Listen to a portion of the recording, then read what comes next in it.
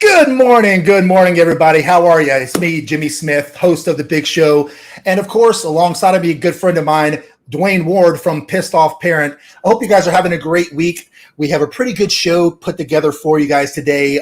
Today's show is kind of special for me. And the reason why I say that is because maybe, 2 or 3 weeks ago, a avid listener of The Big Show, her name is Clover, she had put it in the comment section that she wanted to see a show kind of based and derived around how to be a better father after you split up. So not quite when you are split up. And I don't believe that she wanted to talk about the legality of the fatherhood afterwards. It was more of like, hey, what are my duties? What are some of the things my mindset needs to be? Yeah. How's my interaction?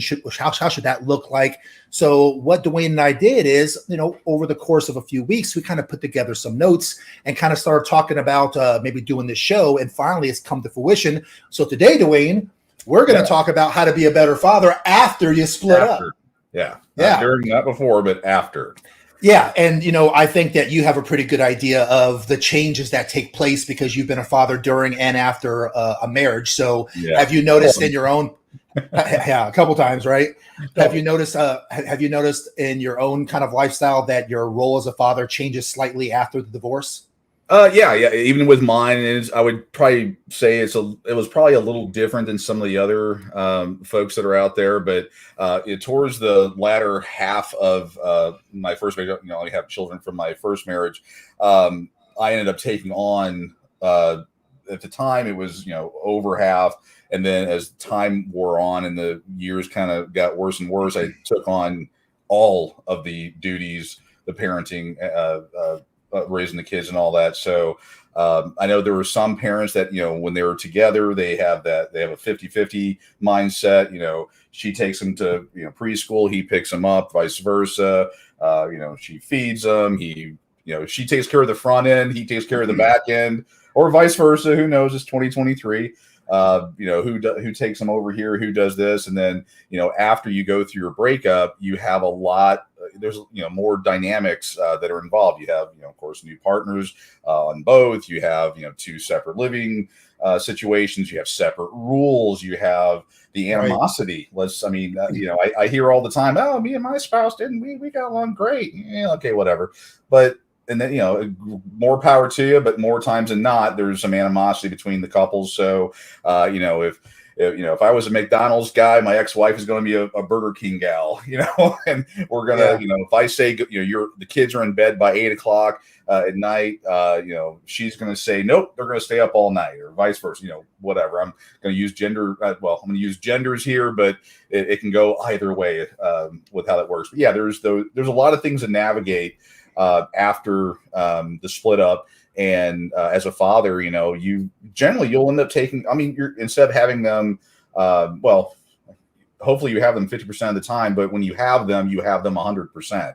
You can't really, you shouldn't be farming it out to other people. You're going to be the one changing the diapers all the time, waking up at 2 a.m, formula. Oh, they forgot their lunch money, or the kid gets sick at school. Things that you may have relied on the other parent to do while you're together. Well, now you have to. You could offload, hey, or ask the question, hey, how's Johnny's schoolwork? Now you have to show up to parent-teacher conferences. You have to, know what's going on, do their homework, make sure it gets turned in with, clothes left at the other parent's house or homework or whatever. There's just a lot more to navigate. It's a minefield. Yeah, I bet it is. And I was just thinking while you were talking, I know enough about you to know that, in your household, you are the leader of your house and also the disciplinarian.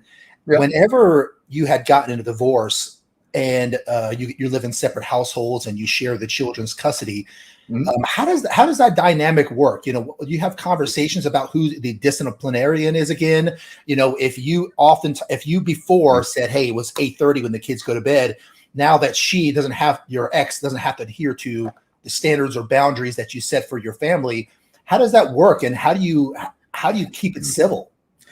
That's a $64 question, because using mine as the exact example, I was one of the fortunate few that got 50-50 equal shared custody.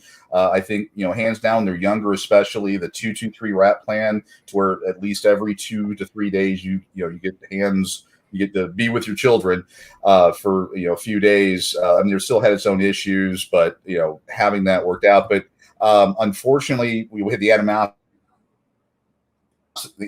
piece of it. So I was a disciplinarian, and I am a disciplinarian. There's actually one other piece of that, is that when you, this could be like a 10-hour podcast, when you when you marry someone else or bring someone else into your house and they have children, how do you co-parent when you've got, separate family rules at your house, at the other parent's house, and then you have other set of kids, and then they all get together, and then you've got this mashup of rules, values, and all that stuff. That's probably a whole other podcast on its own. But with me, I dealt with a lot of animosity, a lot of just the feminists. I'm not going to I don't have to listen to you because I'm no longer married to you. So no matter what it is, I'm going to do it my way. And what that resulted in is, and I have a documented history of this for years before I got full custody of my children, they would miss school because they would be up all night doing whatever, and then they couldn't obviously get ready for school the next day. And then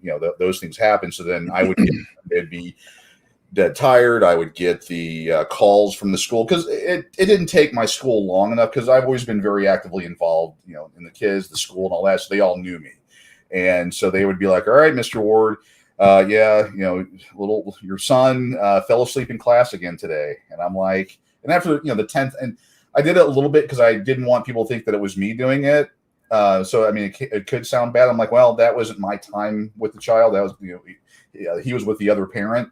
And I know I got to say earlier on, I did it because I'm like, I don't want to be associated with that, bad behavior. And there was an amount of, I wanted the world to see what kind of a person she was. Right. And then it got into, I grew as a person, and it became more of that's just the way it is. Unfortunately, the law doesn't allow me to do what I want to do in this situation.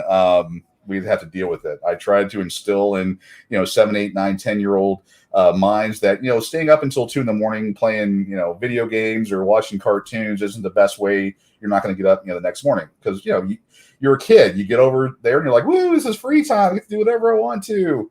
And, then of course you can't get up the next day for school. I tell you, there's definitely a common denominator in the relationships that I've had compared to the relationships that I've counseled other people on and just given advice over the years and stuff.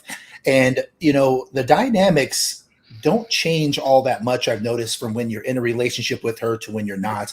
If you're a man out there and you date women, the challenges that come along with having to navigate the emotions, the communication piece or the lack thereof, the differences in mindsets between men and women. And, it can be a headache, dating women sometimes. And sometimes.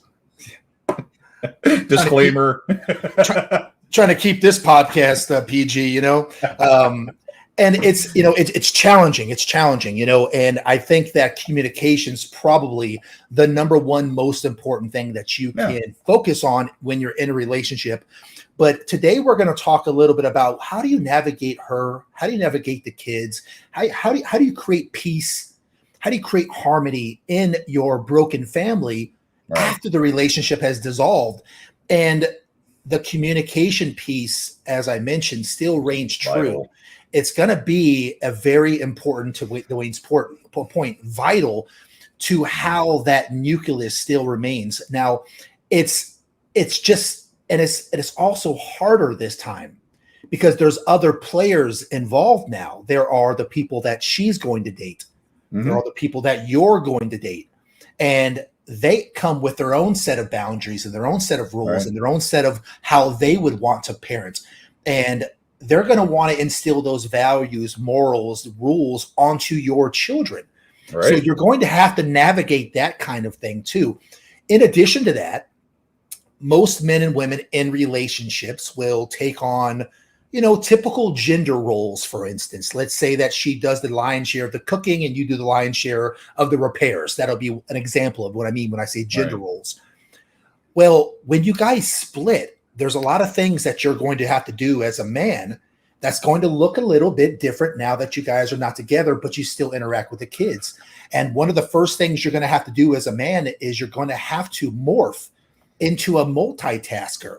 You're going to have to take on the chores previously done by your ex. So as a man, or I should say as a father, if you want to know how to be a better father after you break up, you have to understand that you're going to have to be better at multitasking. And women by nature are better than men when it comes to multitasking. So men, we're going to have to move in a different way. Here's a good example of what I mean whenever I talk about multitasking. Picture yourself, it's breakfast time. You just cracked the eggs, you put them on the griddle. The water for the coffee is boiling in the other room. Your 2-year-old son has peed on the linoleum floor. So now you got to run upstairs and you're looking for a towel and new diapers. And as you're sopping up the pee, your 4-year-old daughter nudges you and she insists that you help her put on the dress onto the doll. And now you're back downstairs. You're back to the eggs on the griddle. You have to get them off the griddle ASAP before they start to burn. But you have to wash a dish before that happens because you forgot to get a dry dish. This is what I mean, guys, when I talk about multitasking. There's going to be controlled chaos happening in your life at all times, and it's not going to be as easy as they sit down, watch TV, they sit down, you give them an iPad, and then it's all peace. There's going to be a lot of chaos in that household. So, before your breakup, you probably really had no clue as to all the ins and outs because you had someone there to help. Now you guys are going to learn that, there's a lot of things that she did that you're going to have to take on and vice versa. Right. On her end, there's a lot of things that she's going to have to take on as well. You weren't really in the game to this depth before when she was around, and some days are going to go smooth and some won't, but you will learn how to be an effective multitasker by not wasting steps. So that will be the first thing that I would say to the men out there when trying to figure out how to be the best father. You want to be better at becoming a multitasker. Whenever you are trying to do the best you can, once you're away from the stress of a failed relationship, try to become more relaxed, more reflective, try to be more present.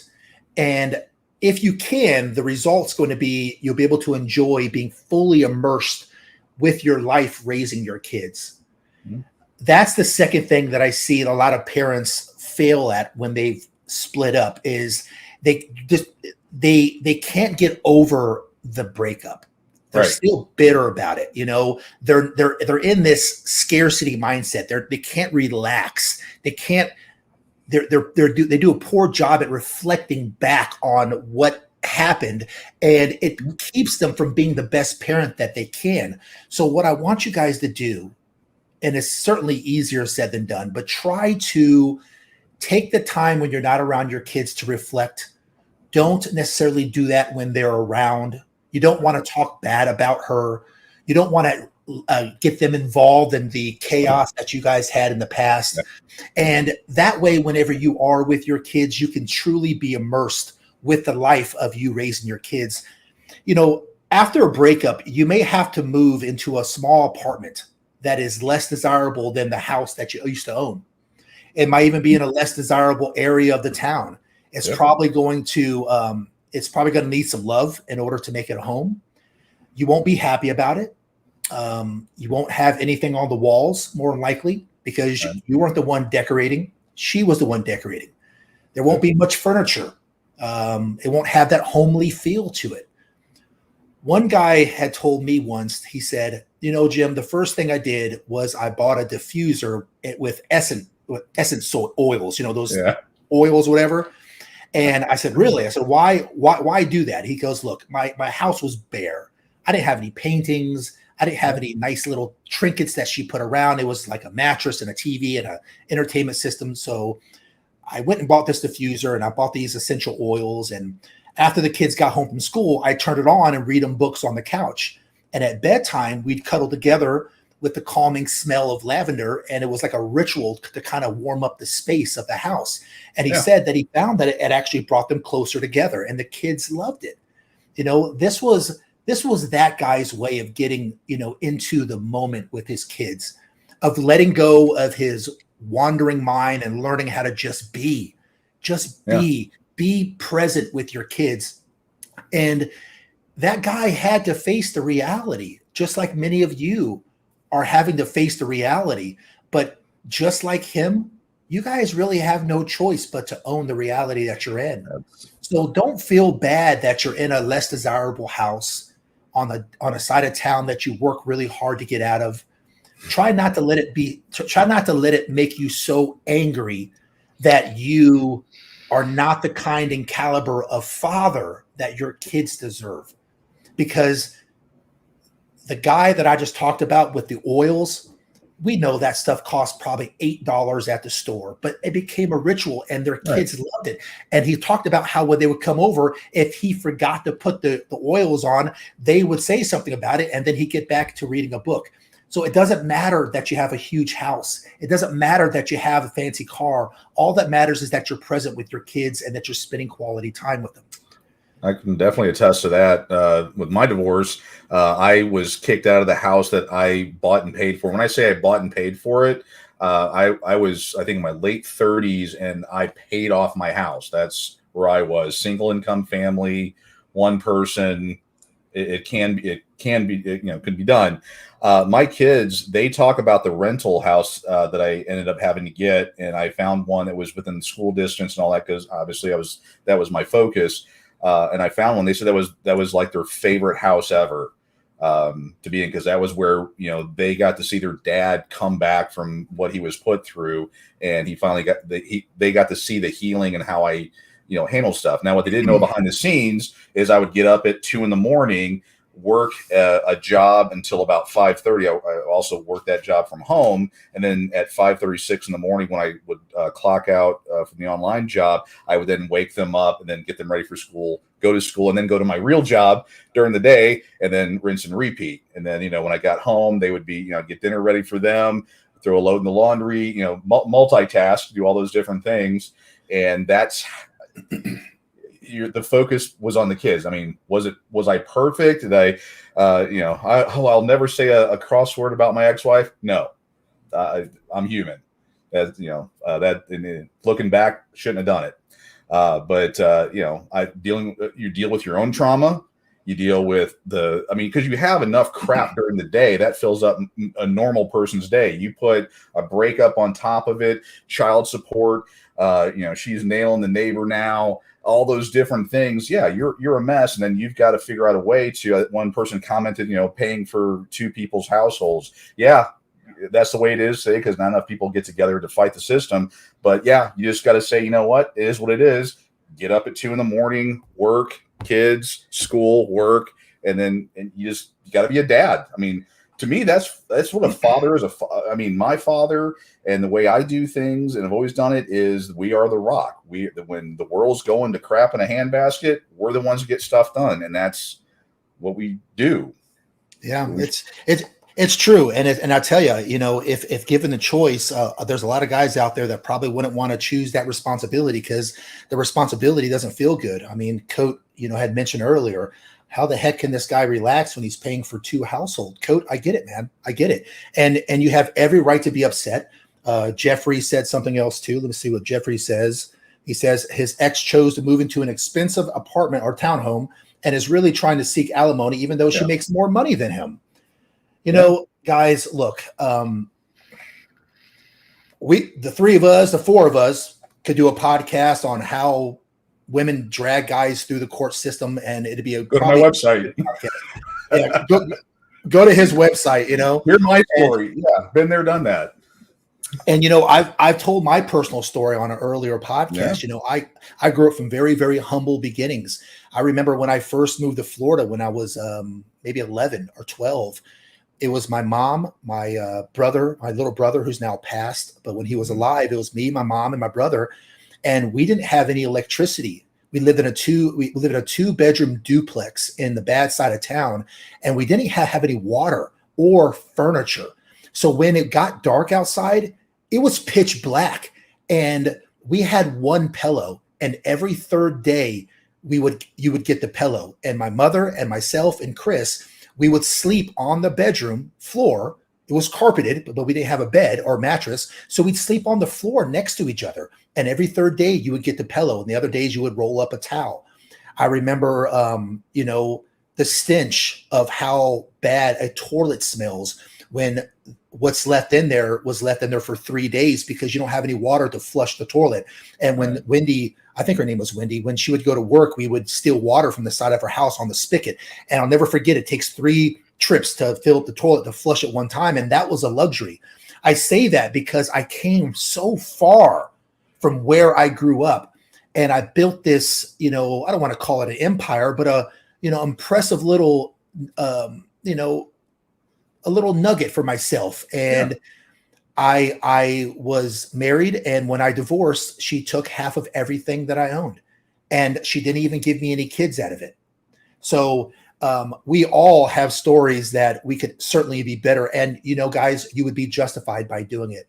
But today's episode, Jeff, this episode here is, despite the fact that those are true and factual, despite the fact that we all have to, Dwayne included, we had to go through the fire, and some of us are still going through the fire. Mm-hmm. Let's just remember that we've got little ones that it ain't their fault, right? It ain't their fault. And we've got to shelter them as much as we can from the BS between me and my ex and you guys as exes. And how do we do that whenever we are bitter, whenever we are distanced, whenever we are scorned? Listen, these are all fair points, but you owe it to your kids, guys, to give them the best quality of life you can. And we both know that if she's talking bad about you or you're talking bad about her, it's not going to do much good, right? So I just want to kind of share that. I'm sure you guys already know. And I'm not accusing you guys of talking bad about your ex, but I can definitely tell that, you guys are a little bit upset about it, and you have every right to be. By the way, in case you guys don't know, good friend of the show, Clover, my friend, this show is for you. Yeah. I don't know if you caught it in the beginning, but the show is because of you, your request. I actually reached out to you on Facebook, Clover. We're not friends on Facebook, but so it probably went in your spam. But I tried to let you know that I was going to do the show for you this week. But so I hope you enjoy it. So let's keep going. So another thing that you guys are going to have to do whenever you are trying to be the best father you can, and you're trying to navigate raising the best quality of kids you can after your breakup, is you're going to have to develop your own parenting style. Yep. Some of you guys, may have already known that you could be Mr. Mom kind of dad, but it wouldn't ever happen if mom lived under the same roof. So now that you're not under the old paradigm of your relationship and your old mindset, you're going to have to develop your own kind of parenting style. A divorced father told me one time, he goes, I didn't know what I didn't know. So he said, I developed my own parenting style as a result of stepping up to the plate. I had an expectation for myself to be a good dad, and the single most valuable investment I made in myself during that transitional period was to hire a life coach. So that's what he did. His coach helped him find his North Star, and it helped him determine the kind of person he wanted to be in the world. And that's how he found himself, and also how he wanted to parent. So, finding your own parenting style is going to be very, very important. How did it go with you, Dwayne? I mean, were you able to kind of find your own rhythm? Yeah, there were different things. I mean, I kind of established early on because, again, I was the man of the house. And, as far as disciplining, grounding, spanking, my style, bedtimes, some of it was I tried to stay as traditional as possible, but as time went on and more things got dumped on me. And, when I say that, I mean, I get a phone call from the school telling me that, my son's sick, and they tried the house 3, 4, 5 times and no one picked up. I knew that, my ex-wife, well, at that time wife, had passed out from whatever she was taking at the time. So I knew that, I had to leave my job and go take care of it. And it's your kids. It's what you do. And then, I had to plan, okay, when this happens next time, how do I handle it? When I get a phone call this, or they're late from school, or I know I'm not going to be able to make it in time. Do I have a friend that I can have pick up? I had to sit down and develop that plan, and it was a blank sheet of paper, because I went from thinking I had an equal partner to not having a partner at all, and then actually having a counter partner, or counter parent, not a partner, counter parent, that would, no matter what I did, they would, if I said don't do this, they would do it. It was kind of it got to that level of crazy, but I had to formulate a plan. And a lot of this boils down to, there's no way to say it without sounding disrespectful. I'm not talking to anyone in particular, but there is the saying, I'm going to do this, or the saying, I want to be a good father. And there's actually the being the good father. And there is a distinction there. When you say, I'm going to put my children first, you have to mean it, meaning you will do the 2 a.m. job. You will, not date because it gets in the way of your time with your children. You will do this. You will, or you won't do these different things. People talk a lot of smack about how I'm a good parent, I'm a good father, but then you examine and it's not just different parenting styles, but they choose not to. They think raising their children means throwing an iPad in front of them all day. That's not parenting. Right. Yeah, absolutely. That type of behavior. Yeah, there's a lot to take into consideration. With 50% of your time allotted to parenting, no longer take things for granted. You've got to develop a single-minded focus with your kids whenever you're now outside that marriage. I see a lot of fathers outsourcing their parenting, just like Dwayne said. They continue their golf league. They go out on the weekends. I asked one father, what he changed about his lifestyle. And he told me, he said, I give up stuff I give up stuff during my parenting time. I didn't outsource the parenting to the grandparents or childcare. Every moment counts. Mm-hmm. I sought to build a strong relationship with my kids. So I put time on the courts. I planned activities and day-long adventures and vice versa during stretches. Without kids, he goes, I focused on getting work done, enjoying my free time as a single man, and slowly got prepared for the next stretch with my kids. I learned how to make plans around the schedule. Yeah. So you can still enjoy the things you want to do, like golf and things like that.